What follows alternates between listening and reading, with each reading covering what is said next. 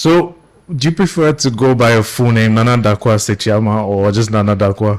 This is a great question. Mm-hmm. I like being called Nana Darkoa because I feel like that's fully my name. And at the same time, I also really like my surname because I think it's good trouble. Sekyiamah. Yeah, it's good trouble in the sense that when you do what I do, which is to write about sex and sexuality, usually your external family and your extended family are scandalized, right? Mm-hmm. So on one hand, it's like you're bringing your family name into disrepute, which I don't think I am, right? I think I am lifting up the family name. Exactly. And I also like to be considered an individual. So I really like to be called Nana Darkoa. And yeah, if people want to call me Nana Darkoa Sekyiamah, they can throw it's that also in. My name. Right. Yeah. So you're a published author. Yes, I am. First book or first book published by global publishers in the US and in the UK and distributed widely across the world. There are other books I had done as part of my job when I worked for the African Women's Development Fund. So I did a book called Women Lead in Africa. I did a communications handbook by profession. I'm a communications strategist. So I did a handbook for other professionals working in the field of communications. But those books, of course, were available freely, online, given to basically feminist and women's rights activists by the African Women's Development Fund. All right. So was the publisher, you said it's based in US and UK. Is it one entity or different No, entities? I have different publishers. Okay. So in the UK, I'm published by Dialogue Books. All right. In the US, my first book was published by Astra House. My second book is going to be published by Simon & Schuster. That's one of the big five in publishing. Right. And really, the reason that's happened is all thanks to my US editor, an amazing woman, Alessandra Bastagli, who moved from Astra House to Simon & Schuster and did something that was incredible in publishing that never gets done, negotiated to take all her writers away from Astra House to Simon & Schuster. And I mentioned that because it's always like, oh, wow, you're published by Simon & Schuster. But really, it's down to my editor insisting that she's taken all her authors with her to her new job. Okay. So then I get to be published my next book by a major 5 publishing house. We'll see what that experience is like. Well, you're a pretty big deal because The Sex Lives of African Women, that's a book. In the last 3 or 4 years, it's been everywhere. You can't seem, and I say that in a good way, you can't seem to escape it. If you're online, a review or a TikTok or something is going to find you. Do you know how many books that have been sold so far? Oh my God, that's a great question. I should, but I don't know off the top of my head because I haven't checked those numbers for a while. But I also see almost every TikTok video, almost every Instagram post. And I just feel so grateful that this book has resonated with people so much because that's what I wanted, right? I wrote the book primarily for African women. And when I say African women, I'm talking about women on the continent and our vast, vast diaspora, but also for African people, for African men, for people interested in having sex with African women, yes. So they could understand us in our full complexity. Yes. So it focuses primarily, although men get to benefit as well, focus primarily on the sexual lives of African women. Absolutely. Those stories are not well told. I mean, before you, I didn't know. I'm not aware of any writer who has taken time to focus solely on sex lives of African women, considering how much sex is a big deal of our adult lives. I am actually aware of other African women who have written about sex and sexuality. I would say arguably my book has been the most well distributed. Yes. Which is really about the kind of publishing platform I've had access to. And I mean, the different ways in which African women have written about sex and sexuality. So Dr. Sylvia Tamale, who's a leading Ugandan lawyer, feminist activist, she wrote a book that she edited a book that I consider seminal on African sexualities, which included contributions from African women across the board. A woman I consider my little sister. She wrote a book called, her name is Tiffany Mugu. She edited a book called The Quirky Quick Guide to Great Sex, and I think it's an absolutely amazing book.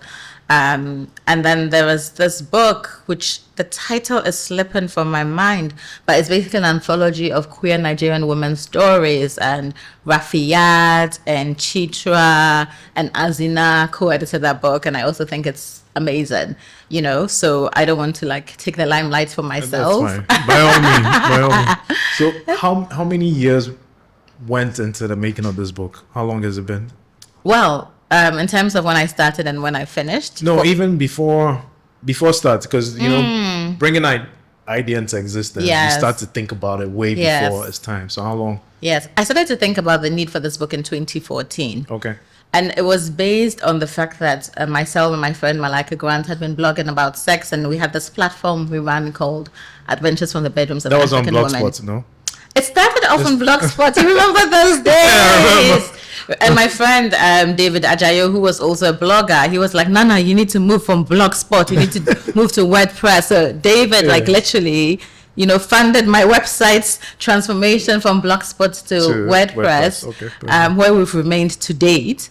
And we started sharing of our own stories around sex and sexuality. And what I would find would happen is, and these were also in the good old days of Twitter, a lot of women would DM me and start to tell me about the experiences they've had or ask for my advice. And I was like, why don't you write for the blog? And over time, we just grew this really vibrant community of women and men who wrote about sex and sexuality. For the men, I would say these stories are meant to be centered on women. So you can't write about like your stuff. Like you can write about how you enjoy giving pleasure to a woman, for example. So we had those kind of posts for men, which were few and far between deliberately, with a majority of posts by women, like from all backgrounds, whether they're straight, whether they're queer, whether they're old, whether they're young, whether they've been sexually active, whether they're sex worker, whether they're living with HIV and AIDS, whether they were virgins and questioning virginity. We had like a whole gamut of stories. Okay. And that is what made me think about, the outside world doesn't know like our stories, right? Because I felt like in mainstream media, you just saw like an African woman who's pregnant and carrying like firewood on her head. And I was like, that's just one reality. Our realities are so much more interesting than we see portrayed. And I thought the way to show a different version was to write a book which told the stories of many, many, many different African women. And that's where the idea started. And it started in 2014. And it's important because African stories are generally untold. Yes. If you look at, the Western world, even if they're told from a Western perspective, not from the African point of view. So the Sex Lives of African Women is a collection of different stories. How many stories? So I don't like to describe it as a collection, but it makes sense to describe it as a collection. Well, from an illiterate... It's not an illiterate. It's actually probably like a factually accurate point of view. Perfect. But I know we're going to be talking about the business, right? Yes. Of writing books, and collections don't actually sell. I see. Anthologies don't sell, books sell. So I was very intentional. It's multifaceted stories, and for me, it's actually telling a broader story of how diverse the experiences of African women are when it comes to sex and sexualities. It includes 32 stories, including my own. All right. So you said anthologies don't usually sell. So what was the difference or the point differential for you? Even the fact that I didn't call it an anthology. Do you see what I mean? Yeah. Yes. So I remember my UK publisher, when she first, she read it, she had agreed to publish it, and somewhere she was like, is it an anthology? And I was like, no, it's not. And she was like, oh, good. Because the sales team were saying anthologies don't sell. And I was like, phew, thank goodness I had never thought of it as an anthology. Do you see what I mean? So it makes a difference. I mean, I feel like anthologies serve a purpose for sure. I find that a lot of African writing is an anthology, just because we, I think, don't have as much access to the global publishing world, which is the world that tends to be better funded, and our publishers tend to be small. And so, they solicit stories from like different writers and showcase them in anthologies. So I think anthologies are valuable. It's just that they tend not to sell as well as, sort of full-length books by individual writers. So walk us through the business of book writing. How do you get a book deal? Something that I've been wondering. How do you start this is what I want. I want a book deal. How does that go? Well, if you want to be published by a global mainstream publisher, you have to have an agent. Okay. Without a doubt. A lot of publishers today will not even read your manuscript if it wasn't sent by an agent. So it's almost like the agent is the weeding out process in terms of like weeding out the chaff from the wheat, so to say. And so that's I think the most important thing. And it can take a lot of time to find an agent because first of all, you're looking for an agent who believes in your writing and who believes in your book idea and who champions it. I spent about 3 years looking for an agent. So it took you 3 years to find an agent. How did you find one? It may have even been 4 years. It was at least 3 years. So the other thing is before you find an agent, you obviously need to have material for the agent to review. Okay, perfect. Right? That makes sense. Yes. You need at least 3 chapters of your book if it's non-fiction. It's different for fiction and non-fiction. So I'll talk about non-fiction first because that's my genre. And then you also need a book proposal. A book proposal it says everything about why you should be the best person, why you are the best person to write this book. So if you're writing a non-fiction book, you're obviously writing a book based on your expertise and your knowledge and your experience, right? So your book proposal needs to include all of that.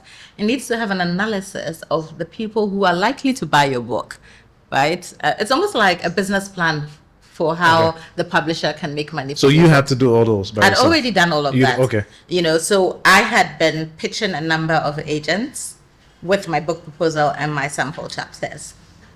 And it's very important to find an agent who's interested in the kind of stories that you tell.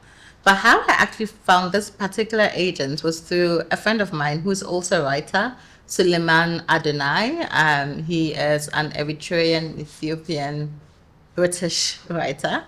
And he has a literary festival. And he knew I was looking for an agent. And my now agent, went to his book festival. And he messaged me. He was like, "Oh, this guy came to my festival. He's an agent. He's really nice. Shall I introduce you?" And I was like, "Yes." So introduced us. I sent my book proposal and my sample chapters to Robert. And then Robert messaged me and said, "Can we speak?" Like within 3 days. And he was like, "I love your book. I can sell it. I want to represent you." And I was even a bit like, it sounded too good to be true. I'm not sure. And he's like, "Do you want to ask around for referrals?" So I did, but I signed with Robert, and it's one of the best decisions I made. All right. So before you get an agent, is it necessary that you must have had a background in writing? When I say background in writing, like some work to your name, because you started with Blogspot, you've done all this work, you've already built a community. So some way or somehow, the agent must have known of you. Yes. Yeah, all of that helps, right? All of that helps. So, for example, when my US editor was trying to figure out, whether she wanted to acquire my book or not, part of what she did was go on Twitter. And in those days, before Elon Musk took me off Twitter, I had Wait, hold on. Hold on, this is too good to... No. Let me just tell you. In those days, before Elon Musk took me off Twitter, because I've been suspended for no good reason, but I don't even want that account back now. Okay. She checked my Twitter and found that many, many influential journalists in the US were already following me. So you already built that community. So she was like, "Oh, like all of these people already know about her." Do you see what I mean? So it makes a difference. And in the US contract I had to sign, you had to sign and say you do a certain number of Twitter posts, a certain number of X, a certain number of Y. Like it was literally part of the contract you're signing. It wasn't the same in the UK though. They didn't put those conditions. So I think it makes a difference the kind of work you've done because they want to know if you're marketable. Yes. And at the same time, there are lots of authors who have no social media presence who people will buy their book, right? Because those books are so incredible that they know they'll sell. But that's just few and far between. I think it's few and far between. And I think it's well worthwhile as a writer cultivating a presence online. So what this tells me is whatever you're doing, building a community is super important. Absolutely. I think so. Yeah, I'm also saying this from the perspective of being a communication strategist, right? Mm-hmm. And I feel like building community is super, super important to getting your voice out there. Yes. Because then all these people eventually will end up saying the same thing or sharing the same goals as you have. Not necessarily, but hopefully there are a couple of people in there who can amplify your work, who can share your work, who are interested in your ideas, so would want to read your book or buy your book. Yeah. So after you get an agent, you send what's it called, a manuscript, first draft, what do you call it? Yeah, so after you get an agent, obviously depends where you are in the book process, right? Like when I got my agent, I had 10 chapters of my book done. You don't have to have the complete work. For nonfiction. For nonfiction. Okay. For fiction, you need to have the complete work before anybody will consider buying it, right? For nonfiction, they want to see, I guess, evidence of the fact that you can do the work that you said you're going to do. And they buy it based on that evidence, as well as the expertise you have that shows that you're the right person to write this nonfiction book. Because nonfiction is based on knowledge and experience and skills, you know? So you, for example, being a lawyer, you could pitch a nonfiction book about the law and something. And the fact that you're a lawyer and the fact that you have whatever experience you have is part of the rationale for someone picking you to write that book. All right. So after you get published, is it all fame? What happens? Or you're a starving artist? Which one is it? I mean, it really depends, right? So how you make money as an author is through your advance payment and the payments you get at the different stages of the publishing process. So you get residuals? You get residuals, right? So your advance is basically an advance on how much your publisher thinks they can make on you. Some authors get huge advances that the publishers know full well they will never earn out, right? But they want those authors so much that they give them huge advances. I think different people have different perspectives on, you know, is a small advance better so you earn out quickly and start getting royalties, or is a big advance better so in a sense you're able to buy your time to write your book, right? I'm quite lucky that I feel like I've benefited from both. I had a fairly small advance in the UK, so now I get royalties from the UK. Okay. And the thing is, you never know how much you're going to get. You know, there's sometimes I've gotten a check for £500 and sometimes I've gotten a check for £5,000, right? But it's nice because now that's passive income for me. And it's a lifetime. It's as long as people are buying my book, please buy my book. You know, every so often I'll get a check and it's like, oh, this is nice. It's like a nice surprise, right? I got a much bigger advance from the US. So I've never earned royalties yet because in a sense, I haven't yet made back all of that money through sales that they put up front, you know. But you also make money in a number of ways as an author. So for example, every time you sell a translation, you make money. All right. And you make money at the different stages, right? You make money when you've signed the contract with a publisher that's going to translate. And you make money when, you know, like a year later, they might do a paperback. All of this, audiobooks, you know, it depends. Usually now they negotiate like all the different formats into the one contract. Okay. All right. Yeah. But like my book has been translated into Italian. I got some money from that. My book has been bought by a French publisher. It will be out next year in French. You know, I make some money from that. Even if I sold rights to a friend to put on a play, I could decide to sell rights for like £100, and that's £100, right? So there are multiple ways of making money, as long as you don't sell world rights to a publisher.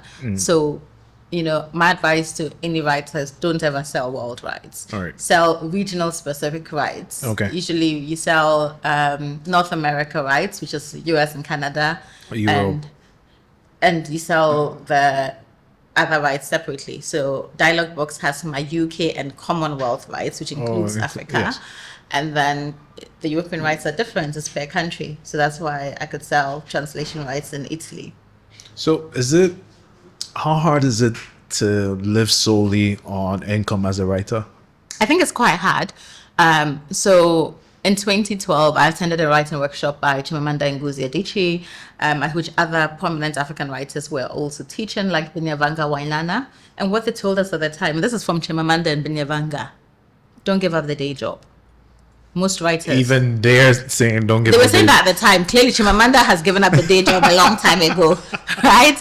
But their advice to us was don't give up the day job. Like, do not give up the day job. Most writers don't make an income fully from their writing. And if you look at a lot of writers, they are lecturers and teachers and professors. Yes. because that's steady income. Yeah. You know, I think you have to be a Chimamanda Yeah. not to need to do something else, you know? And I think you have to be smart about it, because the more it feels like play, the more people pick up on it.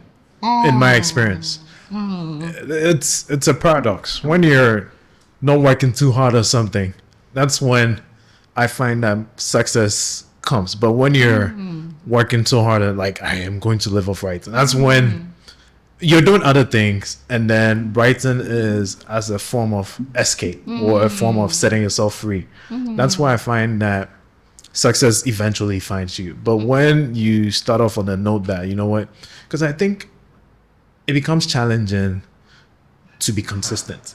So when it feels like play, it's easier for you to be consistent, because you know that, you know what, I'm doing it as a test to myself. Or because I enjoy doing it. Not for anything else. Why are you a writer? Because I enjoy it, period.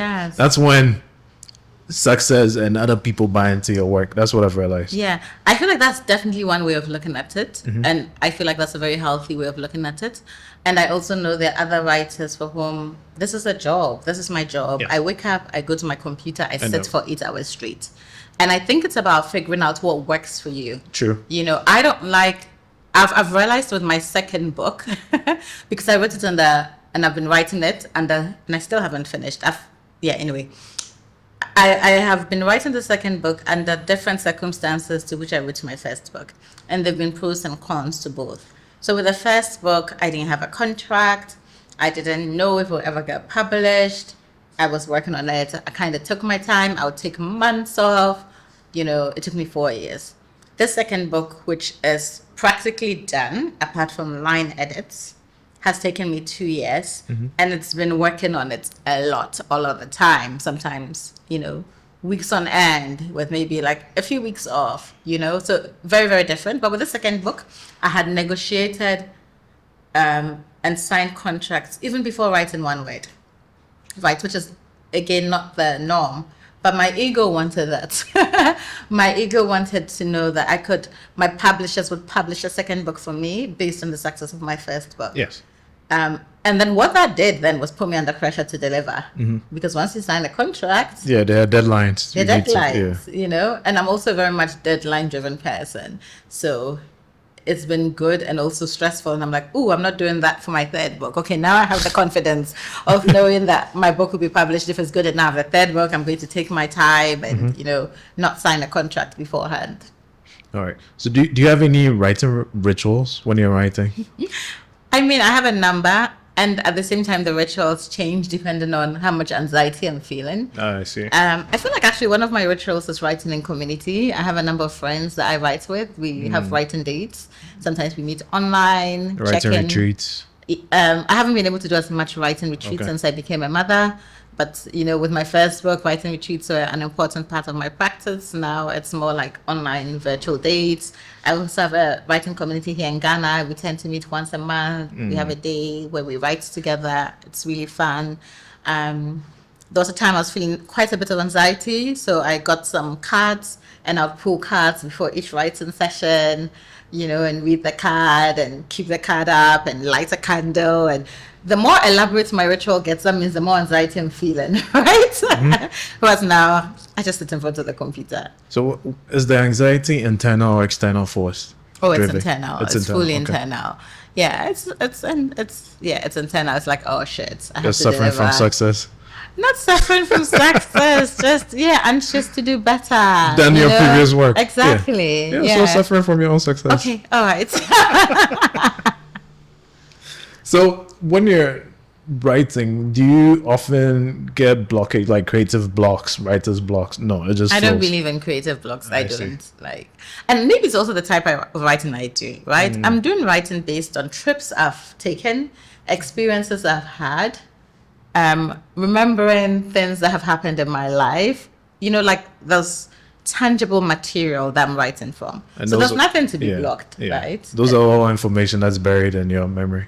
And not just buried, but like based on experiences I've had. I see. So, I mean, to give an example of something that will be in my forthcoming book, traveling to Tanzania to have a session with a a soma who teaches me how to dance and teaches me how to have good sex. I'm writing about something I've just experienced. I see. Where's the blockage going to come from? Yeah. So let's come back to your groundbreaking work, which is the sex lives of African women. Yes. When you submitted it to your agent, did you have to keep off a story because it's very intimate? Oh, no, I didn't take anything out. I mean, the final book doesn't include one interview I did. But to be honest, it's because there wasn't enough sex in it. It was a book about sex, right? And it was a beautiful story, but I felt like it was more about this particular woman's experience of traveling the world and finding herself. And that wasn't the story I wanted to tell.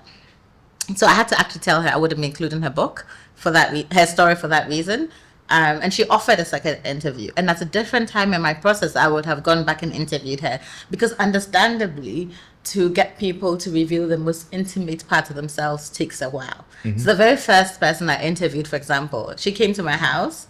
We had a bottle of wine and we just chatted. We didn't even do that interview. And then the second time she came, we had some more wine where we started. And then the third time we finished, right? But unfortunately, with that last story, I think I was just a bit tired and I was a bit done and I was wrapped up.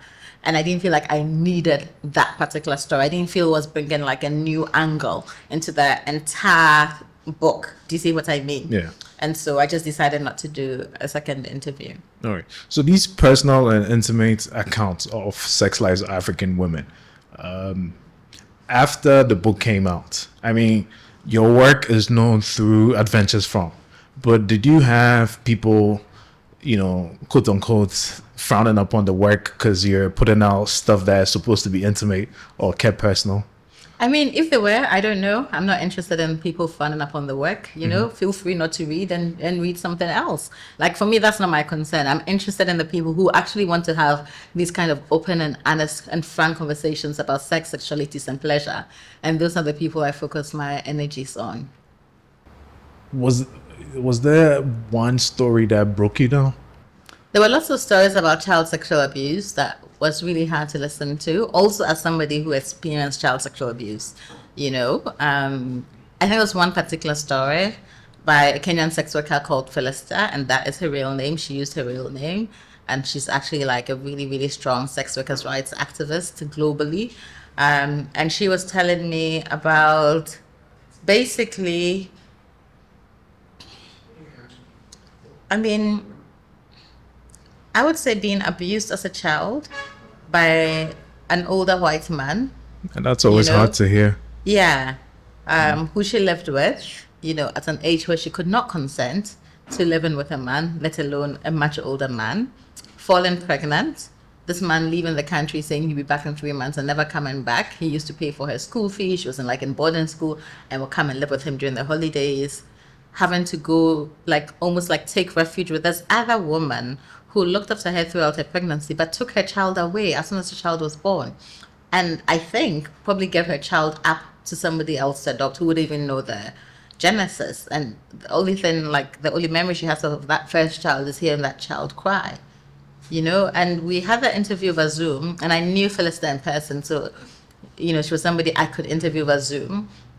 And we had to stop halfway, you know? Because it was heavy. It was heavy. And say, okay, let's take a 10-minute break and continue. Yeah, that really broke me. And Philista today is a mother of maybe 3 or 4, you know, but she always thinks of that first child and she has no way of ever finding that child.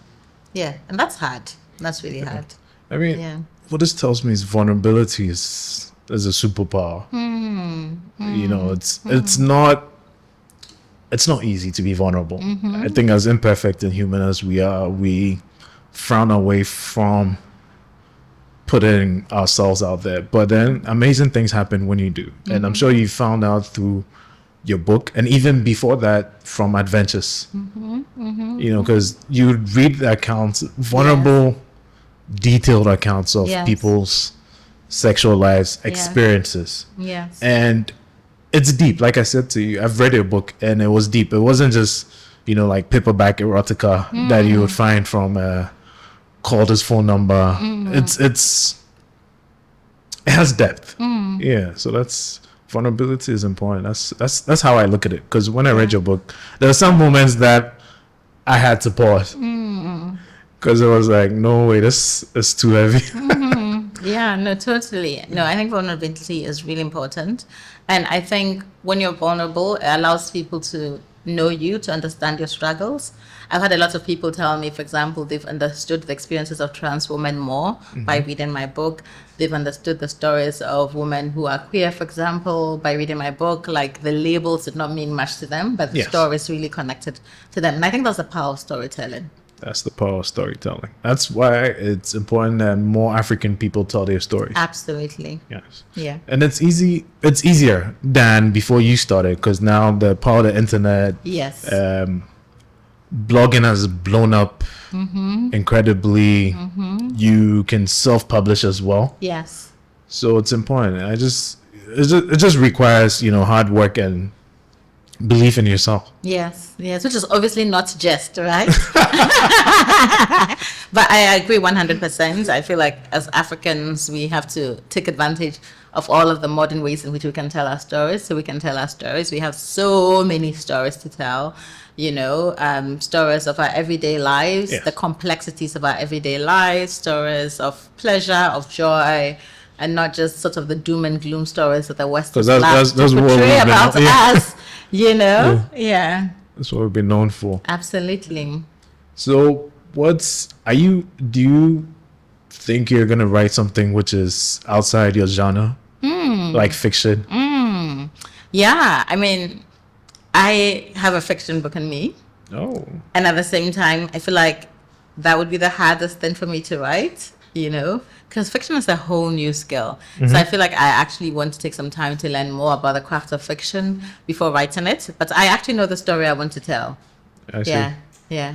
What's the hardest boundary you'd had to set professionally?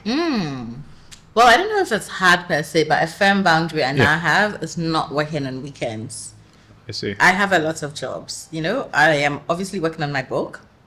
I'm also co-founder and co-director of the Institute of Journalism and Social Change, which is basically an initiative that brings together journalists, researchers, and activists to contribute and work in collaborative ways towards a more just world.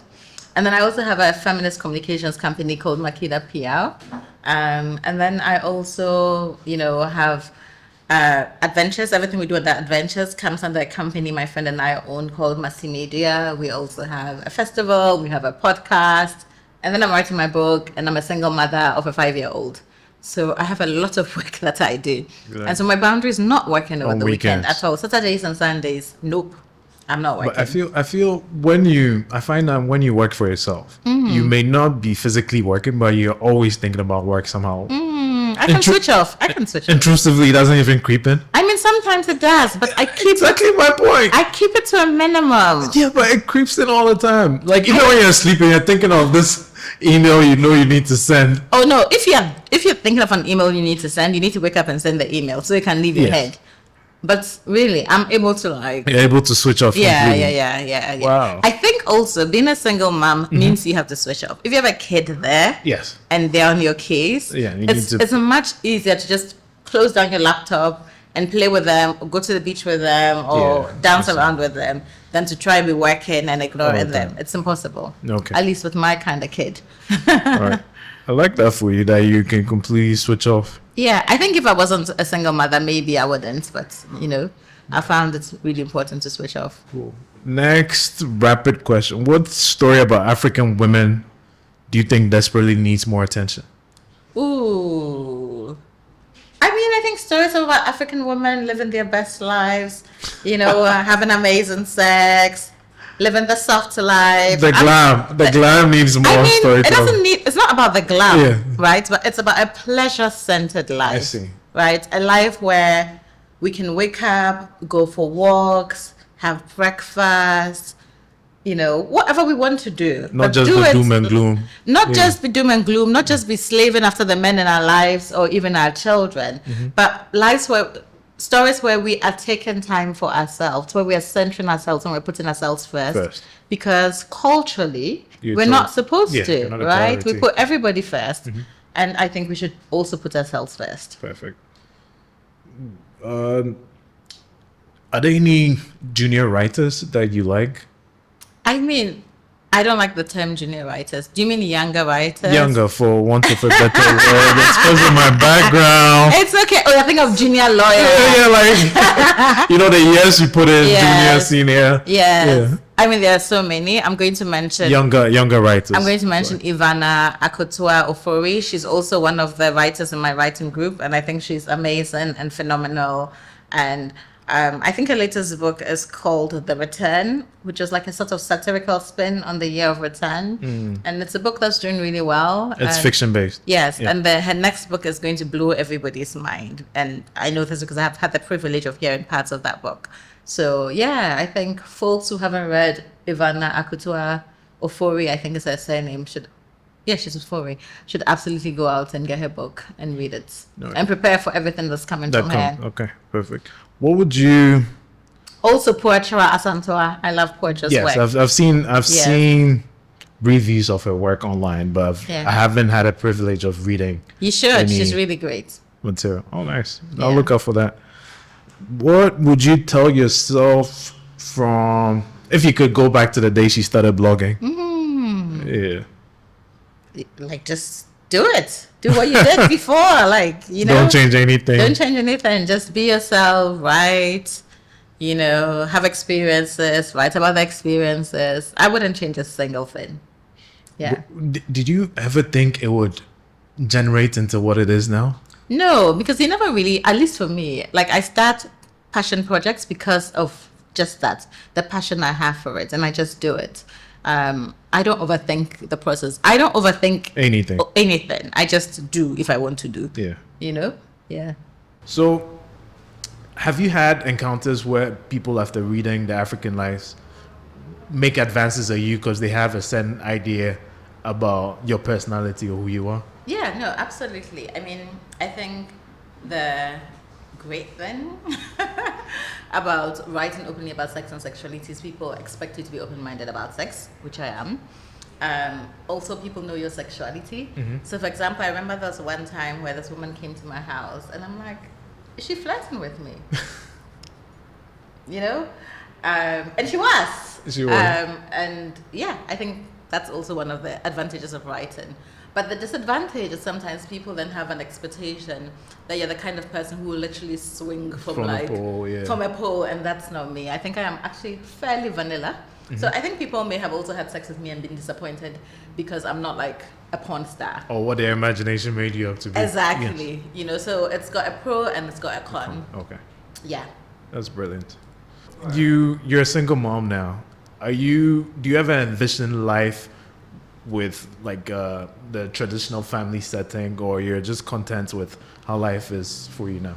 So when people talk about the traditional family setting, right, it is actually a setting that is not traditional to Africans. Because what are you thinking of? You're thinking of a man, a woman, and children. Yes. Is that traditional to Africans? Is that how your grandparents and great-grandparents lived? It's not how my great-grandparents lived, right? My grandfather, for example, even my dad was polygamous.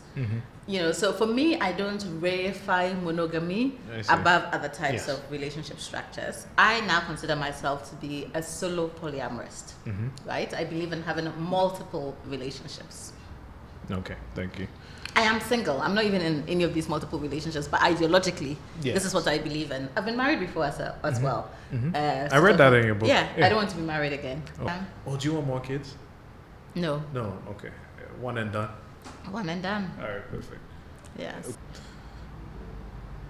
What gives you hope about the next generation of African feminists and writers? I think what gives me hope is like just seeing what people are doing, right? The ways in which they organize, the way people are being more conscious about, you know, leaderful movements as opposed to movements that have like a single solitary leader. I think that's probably been the challenge we've had on the African continent, right? If you think of independence movements, we always valorized like one person or a couple of people, and then those people came into power and power corrupted them. And so I really like the idea of moving, you know, as a collective and moving in community. And I feel like young people organizing are doing that a lot more, and I think that's very important.